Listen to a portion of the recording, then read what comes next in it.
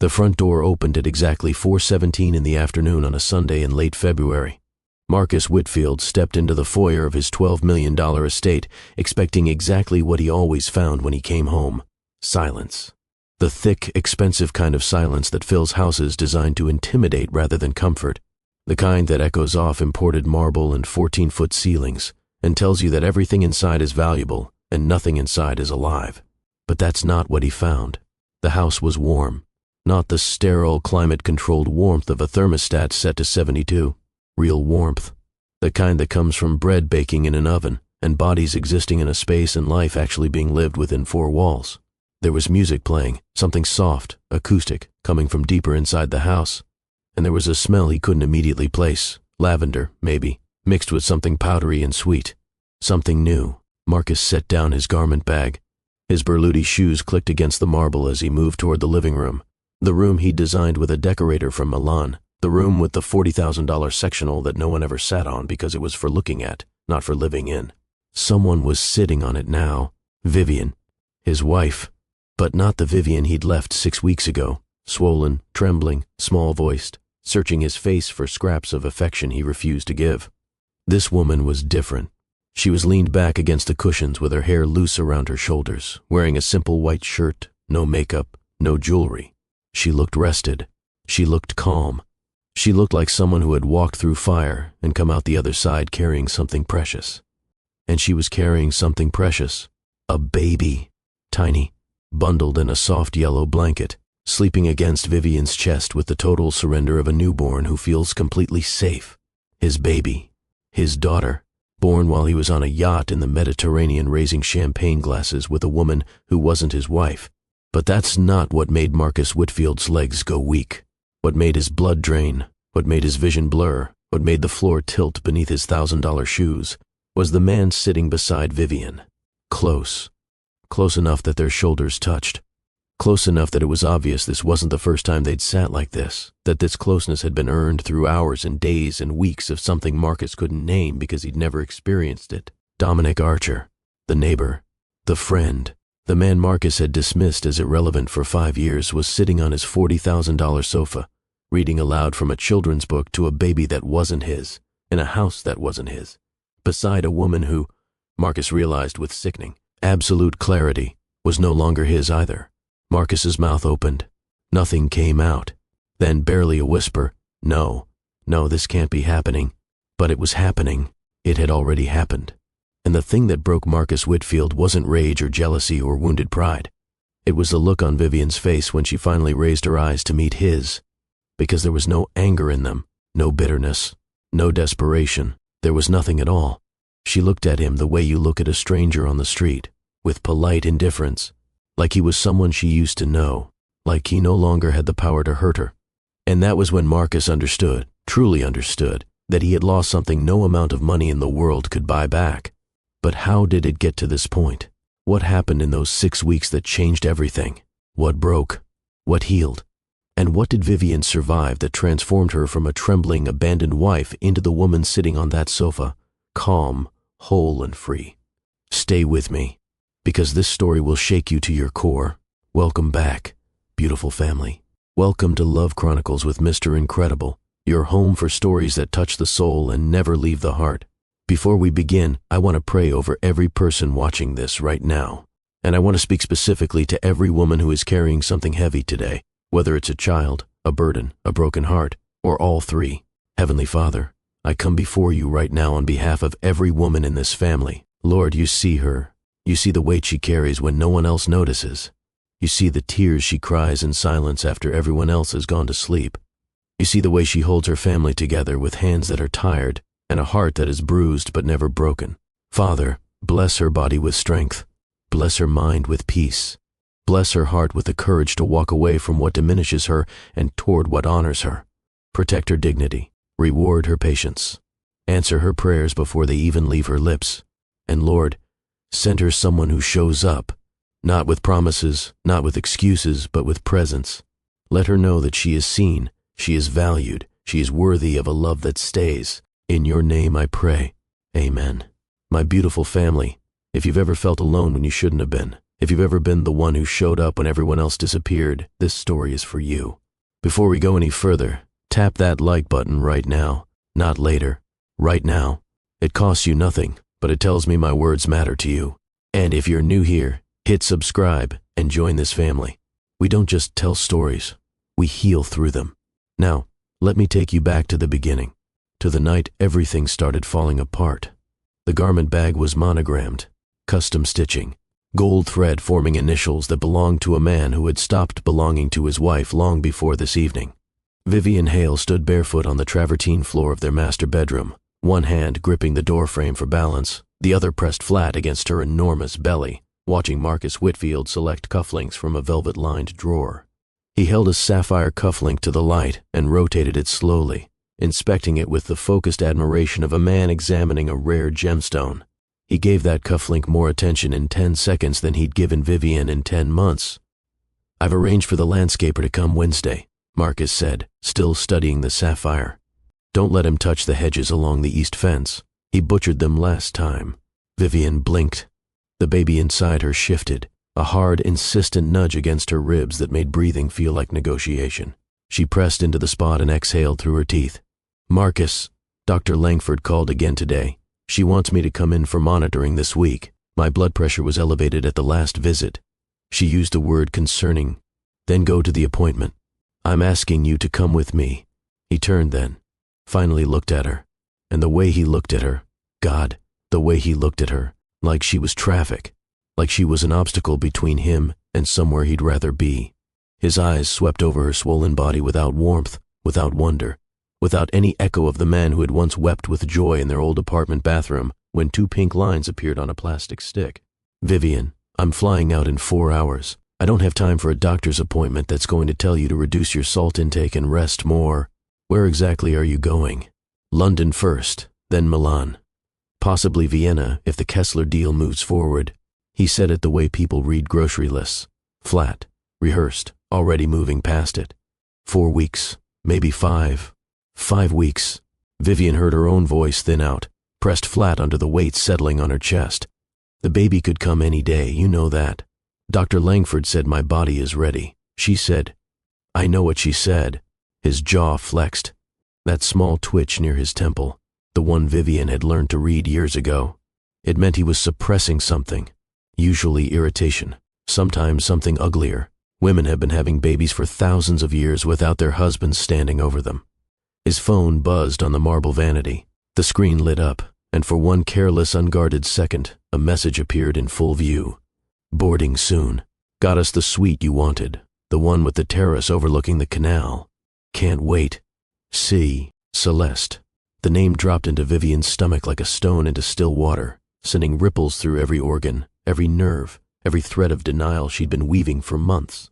Celeste Moreau, the international liaison Marcus had hired 7 months ago.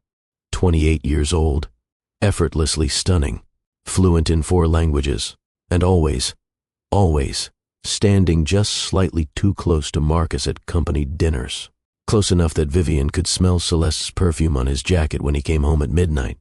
Close enough that colleagues stopped making eye contact with Vivian at events. Close enough that the truth was visible to everyone except the one person who refused to see it.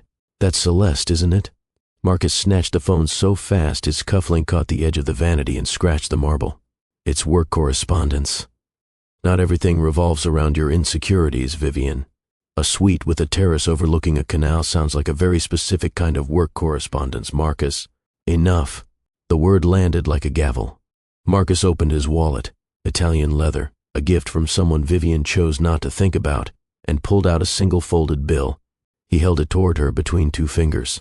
The gesture was so casual, so diminishing, so precisely cruel that Vivian felt something crack behind her sternum.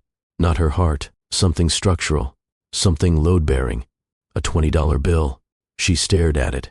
They were standing in a house valued at $12 million. His car collection in the garage was worth more than most people's neighborhoods. The watch on his wrist, worn as casually as a rubber band, cost more than a house, and he was extending a single $20 bill toward his 9 months pregnant wife, like he was tipping a valet who'd been too slow with his car. "Marcus, that won't cover a single trip to the grocery store. That won't cover—" "There's food in the pantry. Rice, canned things. You don't need to be extravagant while I'm gone." He pressed the bill into her palm. His fingers were cold. They'd been cold for months, even in summer. "I'll be back before you know it. And if I go into labor? What if there's an emergency? What if something goes wrong and Then you call the hospital. That's what hospitals are for." He leaned down and pressed his lips to her forehead, a dry, mechanical gesture that carried the emotional weight of an automated email. The kind of kiss you'd give a houseplant if houseplants expected affection. "Try to relax. Stress is bad for the baby." The baby. Not our baby. The baby. A thing. An item on a list of concerns that ranked somewhere below hedge maintenance and cufflink selection. Vivian opened her mouth to say something, anything, that might reach whatever was left of the man she'd married. But Marcus was already rolling his garment bag toward the door, already gone in his mind, already over the Atlantic, already sipping champagne with a woman who laughed at his jokes and never asked inconvenient questions about blood pressure or due dates or whether he still loved her. Marcus. His name broke in her throat. She hated the sound of it, fractured, begging, small. But she was 9 months pregnant and terrified in a way that lived below rational thought, in the body, in the bones, in the part of her that knew with animal certainty, that something was coming and she would face it alone. "Please don't go. Just wait until after the baby comes. A few more days, that's all I'm asking. Please." He stopped in the doorway. His silhouette was backlit by the hallway's recessed lighting, and for one aching impossible fraction of a second, Vivian thought he might turn around. Might see her. Might remember the woman he'd proposed to in the rain outside a bookstore in Portland. Her hair soaked, her shoes ruined, her heart so full she couldn't speak. He didn't turn around. "I'll send photos," he said. His voice was already fading, already somewhere else. Then he was gone. The front door, solid mahogany, imported, heavy enough to require 2 men to install, closed with a sound that traveled through the entire house like a final heartbeat. His car started in the circular drive. The Aston Martin, not the Range Rover.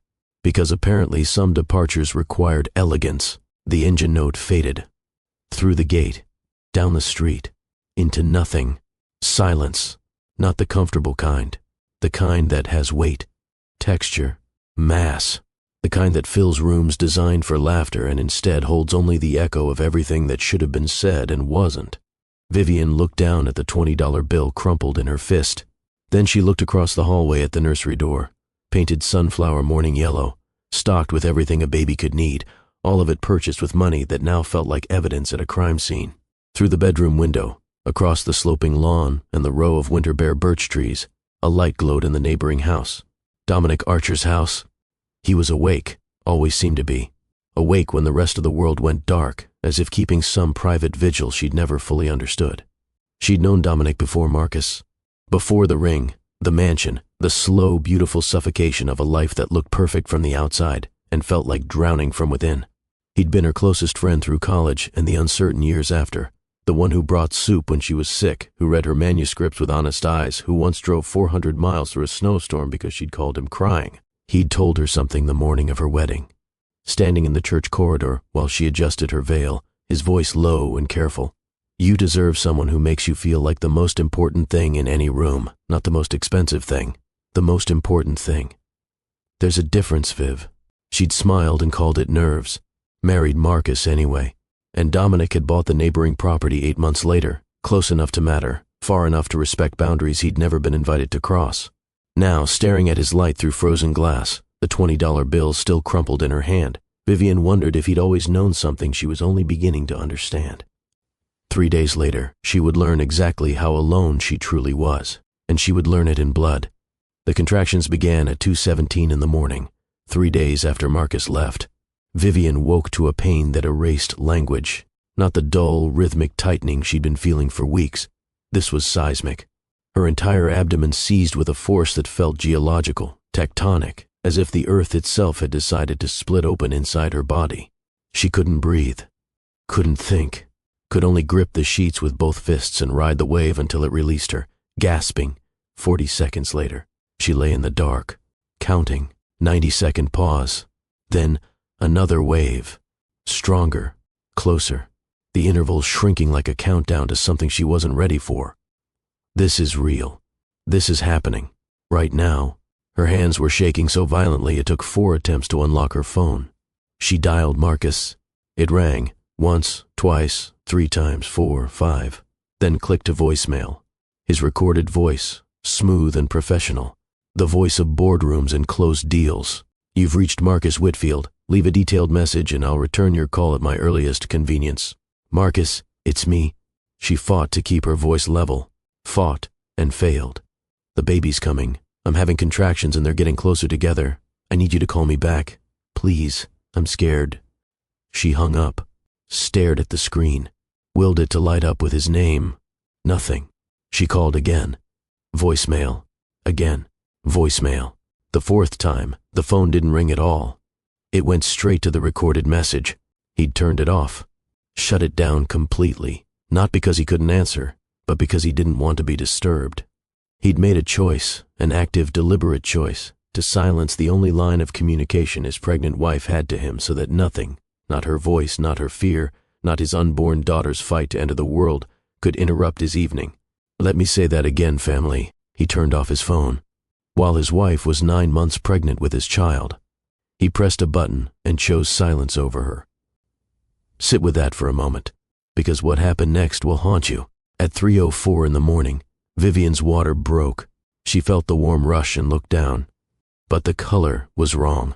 Not clear, dark, and there was too much of it. She touched the wetness spreading across the Italian sheets Marcus had ordered from some boutique in Florence, and her fingers came away red. Blood, not a trace, not a warning sign, a tide. Terror hit her with the force of a physical impact. She tried to stand, and her legs buckled.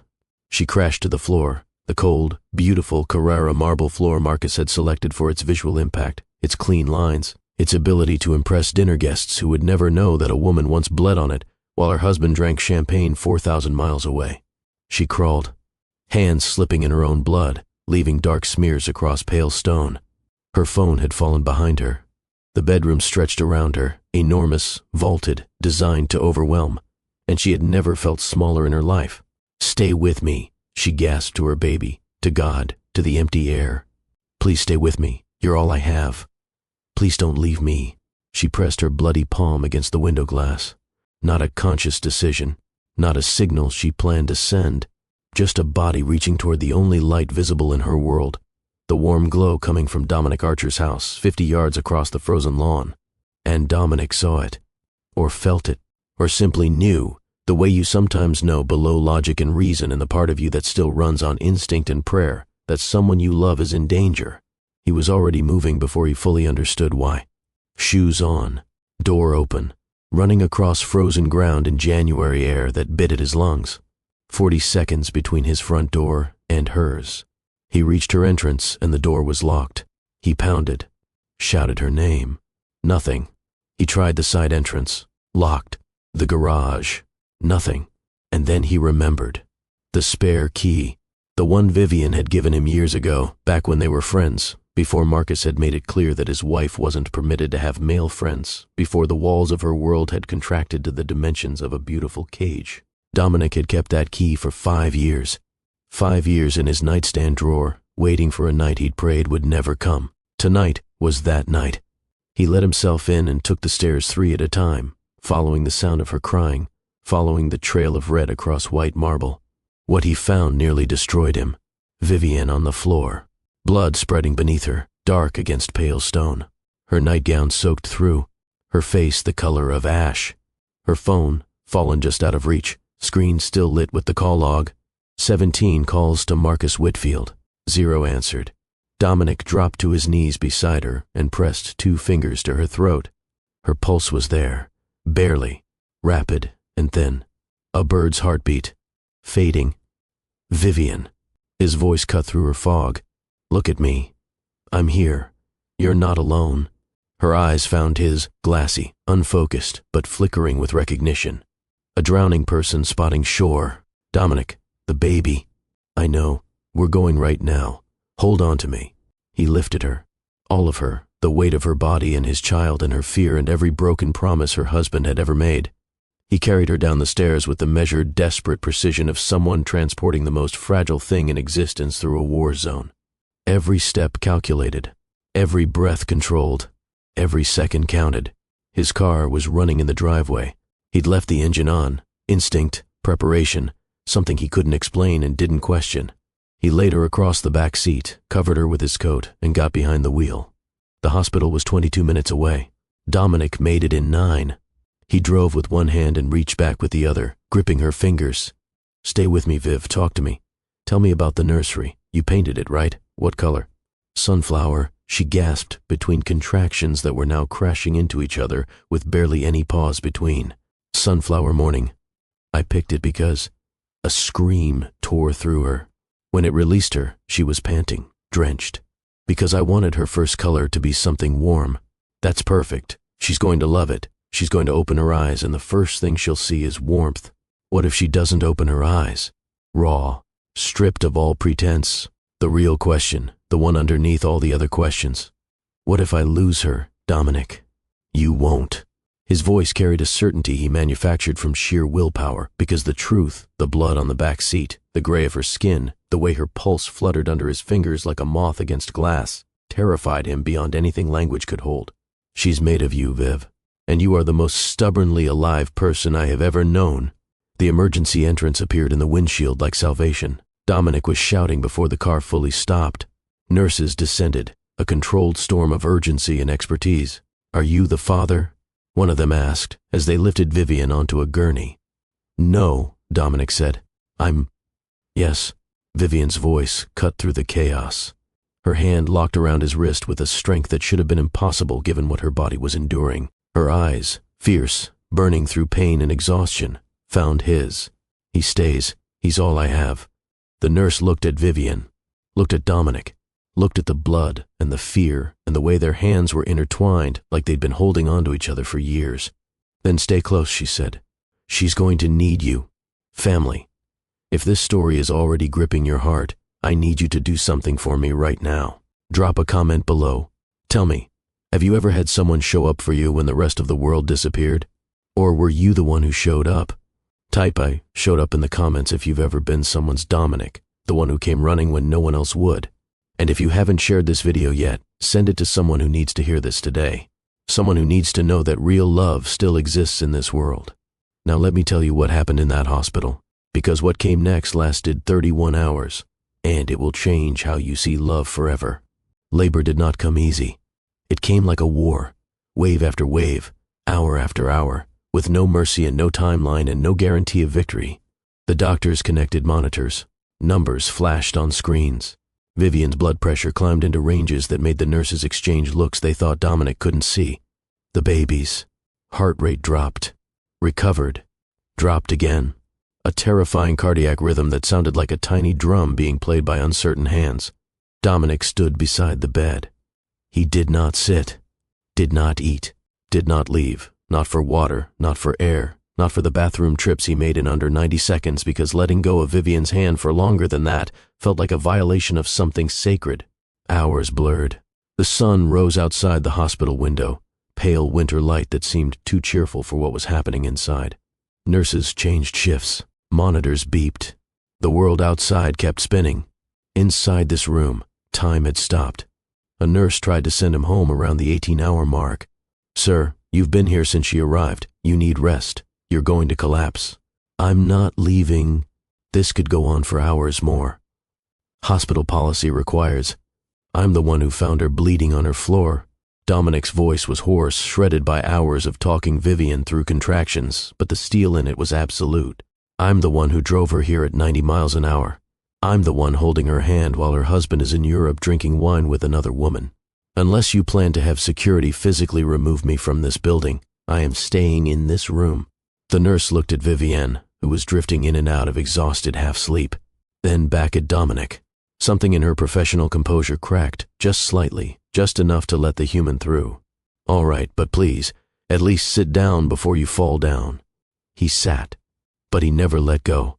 Somewhere around the 24th hour, though Dominic had lost all reliable sense of time, Vivian surfaced from a contraction and looked at him with eyes that were glassy, but suddenly, startlingly clear. "Why?" she whispered. The question had been building for years, maybe decades, maybe their entire lives. "Why are you here, Dominic? After everything I did, after I chose him, after I shut you out?" After 5 years of pretending you didn't exist because Marcus told me I had to. Why would you be here? Why would you do this? Dominic looked at her. His eyes were bloodshot, ringed with exhaustion, but steady, unwavering. The eyes of a man who had made his decision a long time ago and had never once reconsidered. Because some people are worth waiting for, he said quietly. Even when they don't choose you, even when it hurts, even when you have to stand next door and watch through a window and pretend it doesn't kill you every single day. He paused, swallowed hard. You asked me why I bought the house next to yours. I never answered. I'll answer now. I bought it because I couldn't protect you from across town. I couldn't hear you if you needed help from 10 miles away. I couldn't get to you fast enough if something happened. So, I stayed close. I kept the spare key. I left my porch light on every night so you'd always know someone was awake if you needed them. I didn't plan any of this, Viv. I couldn't leave you alone in that house with him. Even if I was never invited inside. Vivian's breath caught, not from a contraction, from something deeper, something that had been sleeping inside her for years, buried under obligation and denial, and the expensive weight of a life that looked perfect and felt like prison. Dominic, not now. He shook his head gently, squeezed her hand. Right now the only thing that matters is her. Bring your daughter into the world. I'll be right here. At the 29th hour, the doctor delivered an ultimatum. Vivian, we need to discuss a cesarean section. The baby's heart rate is not stabilizing. Your body is showing signs of exhaustion beyond what's safe. If we don't intervene... No. Vivian's voice was weak, but forged from something unbreakable. No surgery. I can do this. She's coming. I can feel it. Another contraction hit, and this one was different. Bigger, more urgent, primal. The baby had decided. She was coming now, whether the world was ready or not. Chaos erupted. Nurses surging forward. The doctor barking orders. Dominic pushed against the wall as medical professionals surrounded Vivian. He stood there, hands shaking, helpless, watching the woman he loved fight the hardest battle of her life. He did the only thing he could do. He prayed.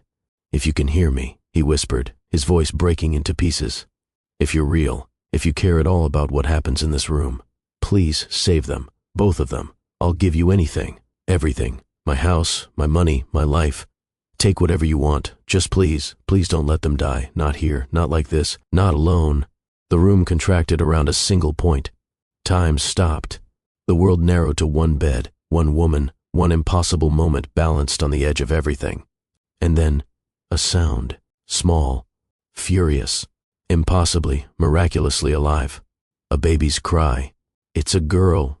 The doctor's voice carried a relief so profound it told Dominic exactly how close they'd come to losing everything. You have a daughter, Vivian. They placed the baby on Vivian's chest, tiny, red-faced, screaming with the full-throated fury of someone who had fought 31 hours to exist and wanted the world to know she had arrived. Vivian looked down at her daughter, and the tears came, not the desperate, frightened tears of labor, but something else entirely. Relief so complete it dismantled her. Joy so sharp it was almost pain. Love so immediate and total that it rewrote every cell in her body in a single breath. "Hi," she whispered, her voice raw and ruined and more beautiful than any sound Dominic had ever heard. "Hi, my love. I'm your mama. I'm so sorry it was hard. I'm so sorry your daddy isn't here. But you're here. You made it. And you are everything. You are everything I have ever wanted in this world." Dominic wept. He didn't try to stop it, didn't turn away, didn't pretend. Tears ran down his face and fell onto the hospital floor, and he felt no shame. He had been awake for over 30 hours. He had watched this woman nearly die. He had prayed prayers he didn't know he had inside him. And now here was this tiny person, this impossible, perfect, screaming miracle, and the relief was so enormous it was almost its own kind of agony. "Have you chosen a name?" a nurse asked softly, placing a gentle hand on Vivian's shoulder. Vivian looked at her daughter, then at Dominic, then at the window where morning light was pouring in, golden and warm and new. The color of the nursery she'd painted with such desperate hope. The color of beginnings. "Aurora," she said. "Her name is Aurora. The dawn. The light that comes after the longest, darkest night." The nurse smiled. "That's beautiful. What made you choose it?" Vivian's eyes met Dominic's across the hospital bed. The space between them was charged with everything that had happened in the last 31 hours, everything said and unsaid, every moment of terror and tenderness, every prayer whispered in the dark. Because someone showed me that light always comes, Vivian said quietly. Even when you think the night will never end. The room settled into a quieter rhythm. Monitors beeped softly.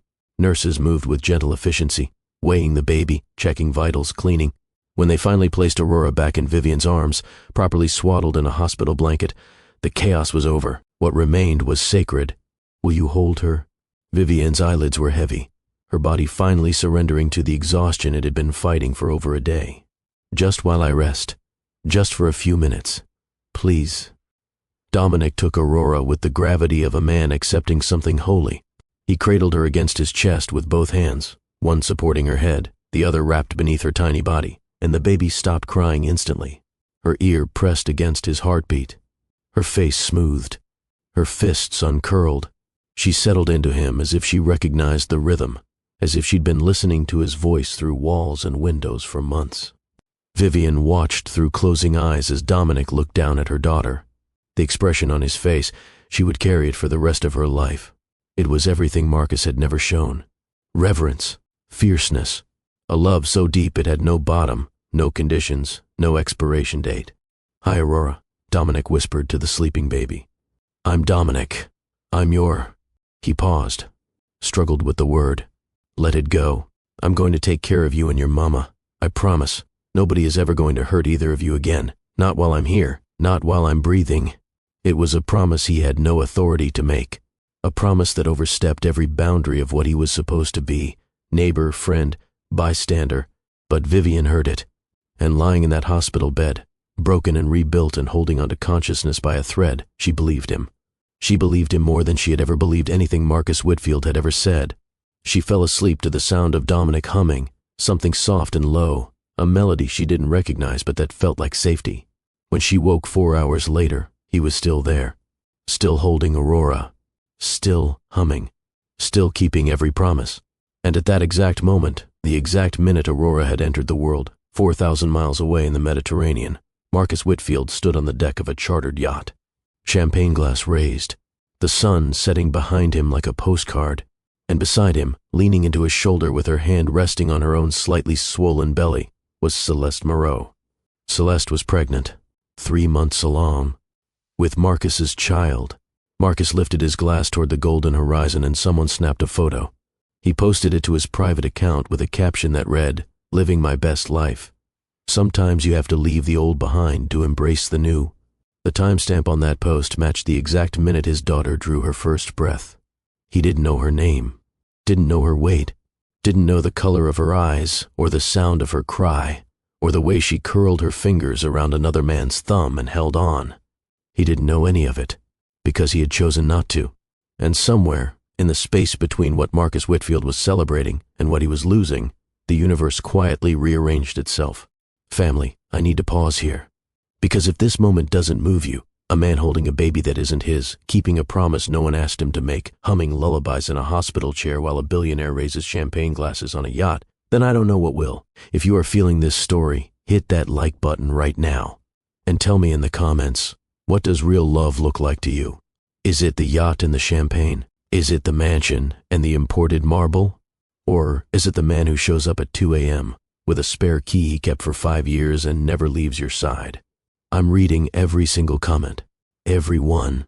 Now, let me tell you what happened over the next 6 weeks. Because when Marcus finally came home, what he found inside his own house brought a billionaire to his knees. Coming home from the hospital should have been a beginning.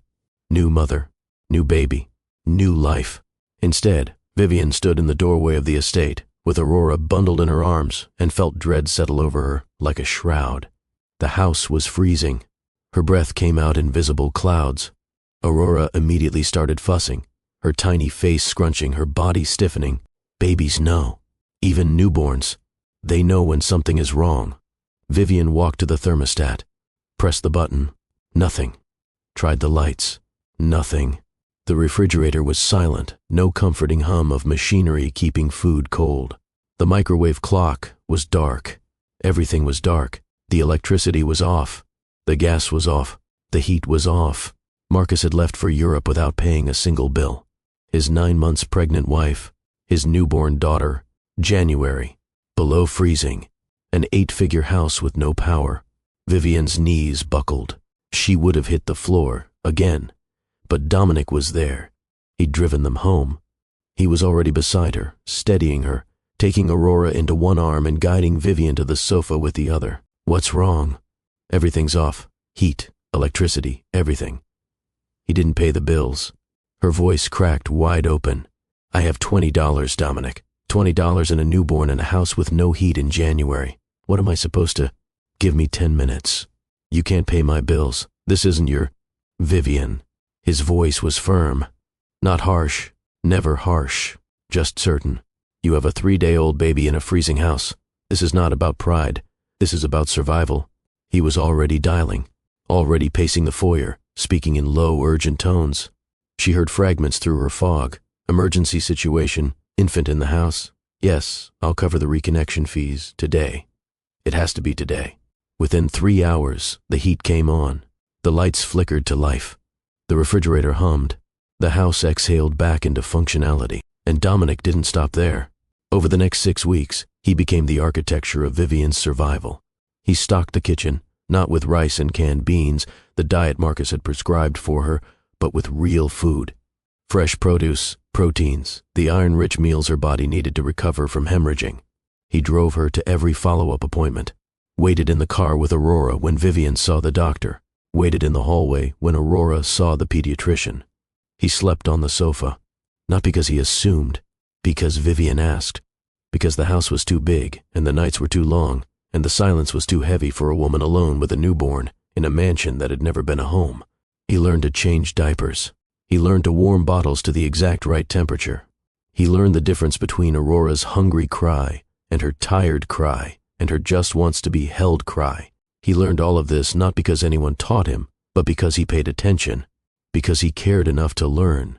He never overstepped, never assumed, never took anything Vivian didn't explicitly offer.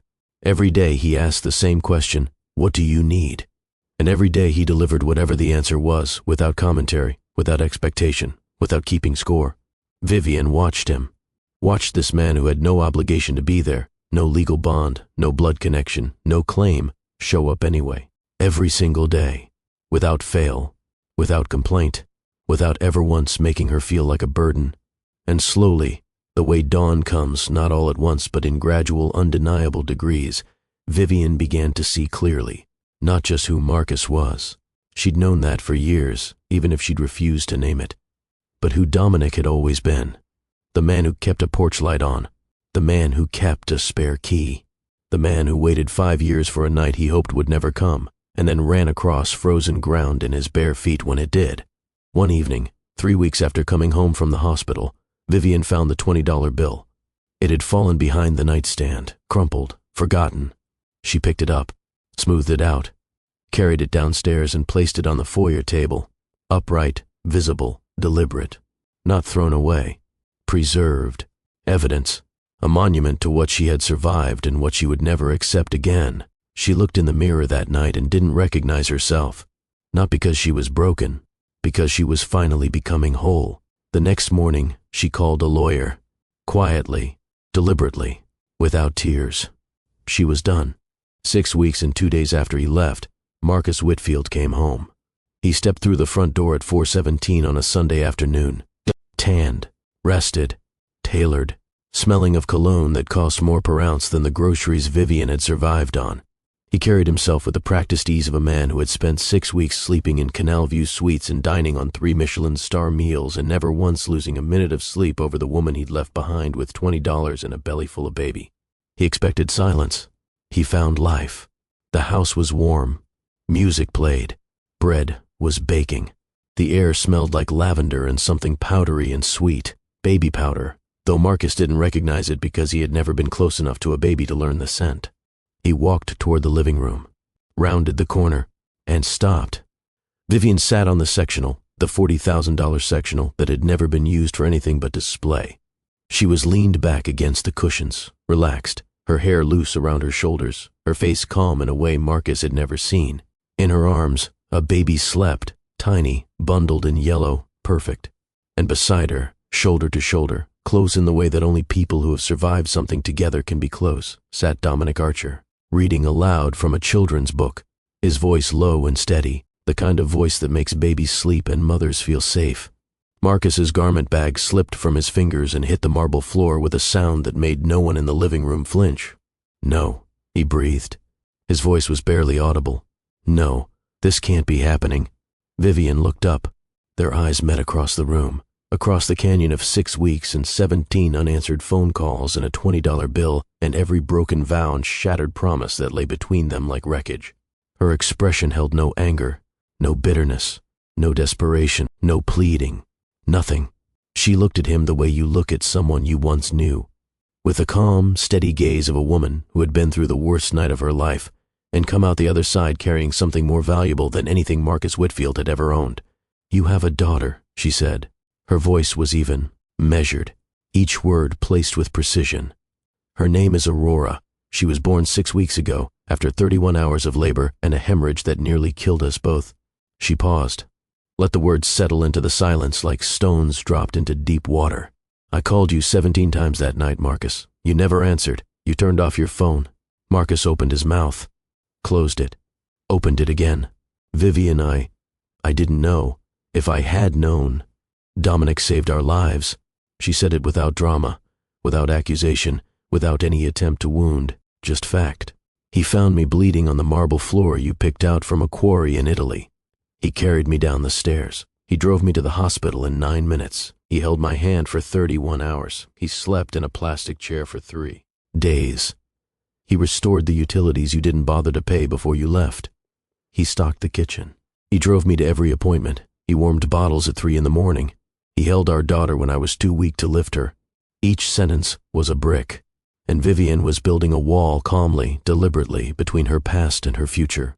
He was here, Marcus, for every terrifying, beautiful, impossible moment. He was here. Dominic stood, not aggressively, not theatrically, the way a mountain stands, without effort, without apology, simply there. He looked at Marcus with an expression that held no triumph, no gloating, no satisfaction, just the quiet, immovable certainty of a man who had kept his promises. "You left her with $20, Dominic said. His voice was low, calm, which somehow made it more devastating than any shout. $20 and a house with no heat and a baby on the way.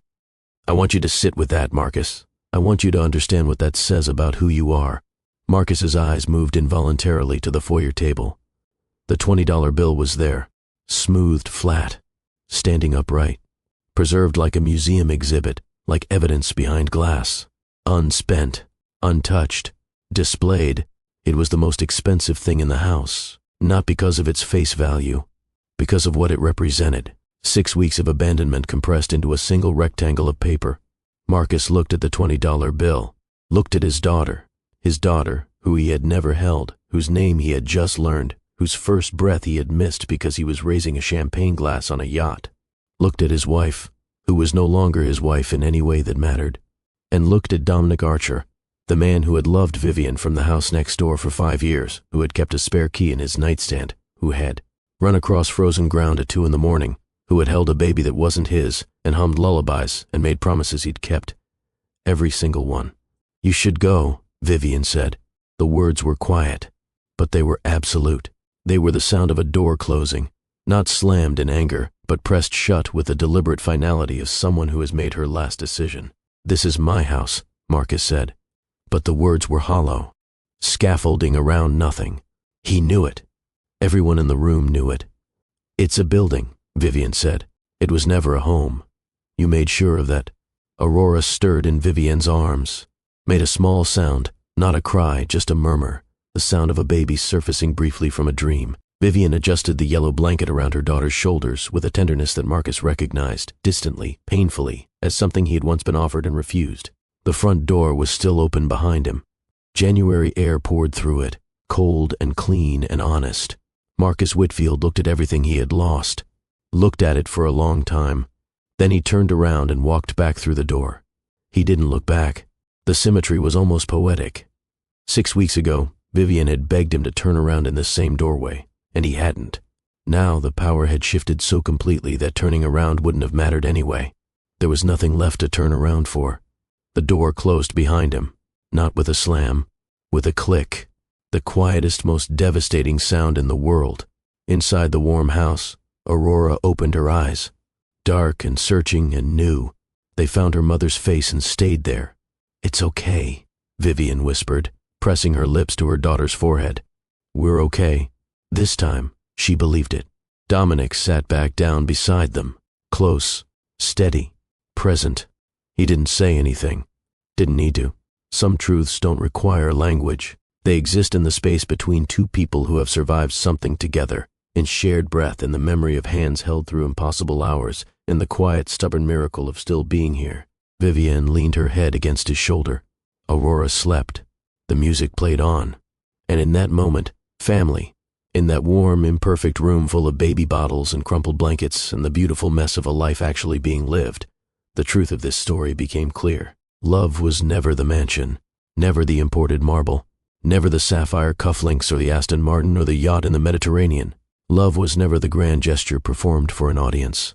Love was the man who kept a spare key for 5 years and never used it until the night it mattered most. Love was 31 hours in a plastic hospital chair. Love was learning the difference between a hungry cry and a tired cry. Love was warming bottles at 3 a.m. without being asked. Love was a porch light left on every single night, just in case.